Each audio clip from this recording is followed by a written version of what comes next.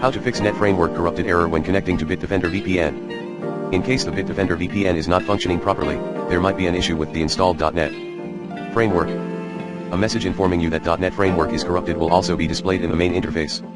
To solve this issue, you will have to 1. Uninstall the VPN application. In Windows 7, click Start, go to Control Panel and double-click Programs and Features.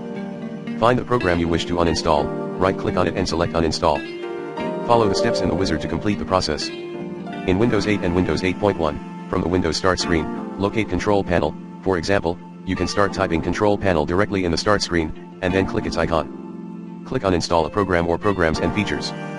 Find the program you wish to uninstall, right-click on it and select Uninstall. Follow the steps in the wizard to complete the process. In Windows 10, click Start, then click Settings. Click the system icon in the Settings area, then select Apps. Find the program you wish to uninstall, right-click on it and select Uninstall. Follow the steps in the wizard to complete the process. 2. Run a full Net Framework cleanup using this tool. 3. Restart the device. 4. Install Net Framework v4.5.2 or greater, https://www.microsoft.com/n/details.aspx?ID = 42643. 5. Install VPN application. Open the main Bitdefender window. Go to the privacy window. In the VPN module, click on Open VPN.